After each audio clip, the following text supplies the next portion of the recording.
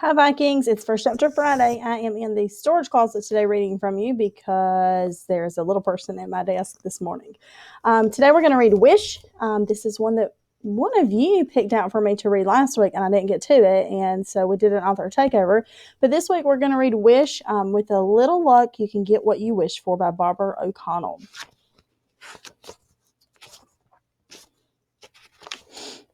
I looked down at the paper on my desk, the Getting to Know You paper. At the top, Mrs. Wibbly had written Charlie Reese. I put a big X over Charlemagne and wrote Charlie. My name is Charlie. Charlemagne, maybe, is a dumb name for a girl, and I've told my mama that about a gazillion times. I looked around me at the hillbilly kids doing math in their workbooks. My best friend Alvina told me they would be hillbilly kids.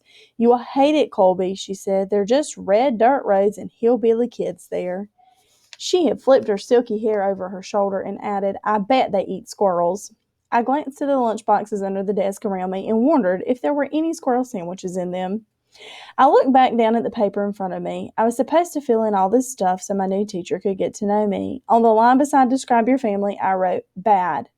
What is your favorite subject in school? None. List 3 of your favorite activities, soccer, ballet, and fighting.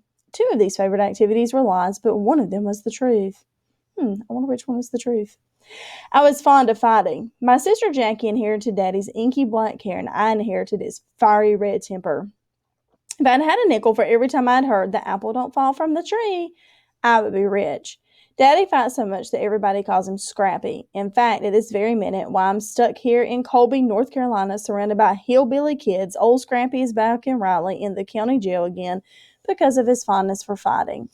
And I don't need a crystal ball to know that it is very minute in our house in Raleigh, smack dab in the middle of the day, Mama is in bed with curtains drawn and empty soda cans on the nightstand. She will stay in that bed the livelong day. If I were there, she wouldn't care one little bit if I went to school or stayed on the couch watching TV and eating cookies for lunch. But that's just the tip of the iceberg. That social service lady said that she rattled off a list of reasons why I was getting shipped off to this sorry excuse of a town to live with 2 people I didn't even know. It's better to stay with kin, she told me. Gus and Bertha are kin. What kind of kin, I asked. She explained how Bertha is Mama's sister and Gus is her husband. She said they didn't have any kids and they were happy to take me in. Then how come Jackie gets to go stay with Carol Lee? I asked about 1,000,000 times. Carol Lee is Jackie's best friend. She lives in a fancy brick house with a swimming pool. Her mama gets out of bed every morning and her daddy is not called Scrappy. So that lady told me again how Jackie was practically a grown-up and would be graduating from high school in a couple of months. When I pointed out that I was in the 5th grade and not exactly a baby, she sighed and smiled a fake smile and said, Charlie, you have to live with Gus and Bertha for a while. I never laid eyes on these people, and now I'm supposed to live with them. When I asked how long I had been there, she said until things settled down and Mama got her feet on the ground. Well, how hard is it to put your dang feet on the ground, is what I thought. You need a stable family environment, she told me, but I knew what she really meant was, you need a family that's not all broken like yours. Still, I whined and argued, but here I am in Colby, North Carolina, staring down at this Getting to Know You paper. Have you finished, Charlemagne? Miss Wilby asked suddenly. My name is Charlie, I said, and a crazy-haired boy in the front of the class let out a sputtering laugh. I sent out one of my famous glares his way till he hushed up and turned red. I handed Mrs. Willoughby the paper and watched her eyes dart back and forth as she read it. Her neck got splotchy red and the corners of her mouth twitched. She didn't even look at me before she marched back up to the front of the room and dropped that paper on her desk like it was a hot potato. I slumped down in my seat and wiped my sweaty palms on my shorts. It was April, but it was already hot as blazes. You want me to help you with that? The boy in front of me pointed at my math worksheet on my desk. No, I said. He shrugged, took a pencil out of his desk, and headed to the pencil sharpener. Up, down, down. That's how he walked, like one leg was shorter than the other. And he dragged one foot along the floor of his sneaker-made squeaking shoes. I glanced at the clock. Dang, I had missed 11:11. I have a list of the way all there is to make a wish. Like seeing a white horse or blowing a dandelion, looking at the clock at exactly 11:11 is on my list. I learned that from some old man who owned the bait and tackle shop out by the lake where Scrappy and I used to go fishing. Now that I missed 11:11, I was going to have to find another way to get my wish in for the day. I hadn't missed one single day of making a wish since the end of 4th grade, so I sure didn't want to miss one now. Then Mrs. Willoughby nodded toward the red-headed boy sharpening his pencil and said, Howard, why don't you be Charlie's backpack buddy for a while?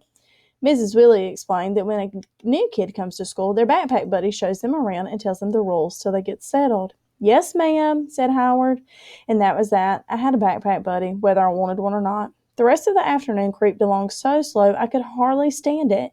I stared out the window while kids took turns bragging about their social studies projects. A misty rain had begun to fall, and the dark gray clouds hovered over the tops of the mountains in the distance. When the bell finally rang, I hightailed it out of there and headed for the bus. I hurried up the aisle and dropped into the last row. I kept my eyes on a piece of dried up chewing gum stuck to the seat in front of me, while I spent laser thoughts zipping and zagging around the bus. Do not sit next to me. Do not sit next to me. Do not sit next to me. If I had to be stuck on the bus full of kids I didn't even know, I wanted to at least sit by myself. My laser thoughts seemed to be working, so I took my eyes off the gum and glanced out the window. The red-headed boy with the up-and-down walk was hurrying towards the bus, his backpack bouncing against him with every step. When he got on the bus, I quickly looked back at the gum and sent my laser thoughts out again. But that boy didn't waste a minute shuffling up in aisles and plopping himself right next to me. "Hey, I'm Howard Odom, your backpack buddy."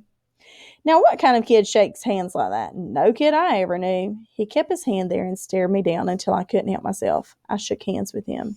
"Charlie Reese," I said. "Where you from?" "Riley." "Where you here?" He sure was nosy, but I figured I'd laid out cold hard truth. "My daddy's in jail and my mama wouldn't get out of bed," I said. Well, that boy didn't even blink an eye. "What's he in jail for?" "Fighting." "Why?" "What do you mean?" He wiped his fogged up glasses with the bottom of his t-shirt. "Why was he fighting?" I shrugged. There was no telling why Scrappy was fighting. Besides, there's probably a bunch of other reasons he was in jail, but nobody tells me anything. "Gus and Bertha told Mama you were coming. They go to the church, and I gave them a cat one time. A scrawny gray cat that was living up under my porch." Then he went on and on about Gus taught him how to make slingshot and how sometimes Bertha sells bread and butter pickles by the side of the road in the summer. How his mama drove her car right into the ditch beside Gus and Bertha's driveway one time, and Gus pulled it out with the tractor, and then they all ate barbecue sandwiches in the front yard. "You like living with them." "I'm not living with them," I told him. "I'm going back to Riley." "Oh, when?" "When my mama gets her feet on the ground." "How long does that take?" "Not long," I shrugged, but the knot in my stomach told me that that was a lie. The worrying clutching in my heart told me that Mama might never get her feet on the ground. As the bus pulled out of the parking lot and headed toward town, Howard rattled off a list of school bus rules. No saving seats, no gum, no writing on the back of the seats, no cussing, a whole mess of rules that I was pretty sure nobody paid any mind to, except maybe, well, Howard. I looked out the window at the sorry sights of Colby, a gas station, a trailer park, a laundromat. Wasn't much of a town if you ask me. No malls or movie theaters, not even a Chinese restaurant. Before long, the bus was making its way up the mountain. The rain had stopped, and wavy plumes of steam drifted up the asphalt. The narrow road curved back and forth and round and round. Every now and then, the bus stopped to let some kid off at a pitiful-looking house with a red dirt yard. We were almost to Gus and Bertha's when the bus stopped, and Howard said, "See ya."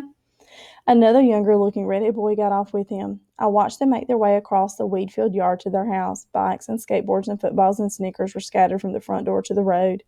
A garden hose snaked from a dripping faucet to a hole in the yard, and a small, dirty-faced boy was dropping rocks into a hole, sending up splashes of muddy water. Howard waved as the bus pulled away, but I turned my eyes back to that dried-up gum. When we finally got to Gus and Bertha's long gravel driveway, I got off and watched the bus drive away, making the rain-soaked Queen Anne's lace bob at the edge of the road. I was staring up the driveway when I noticed something shiny in the dirt at the edge of the road. A penny. I darted over, and I picked it up. Then I hurled it as far as I could and made my wish quick before that penny hit the road and bounced into the woods.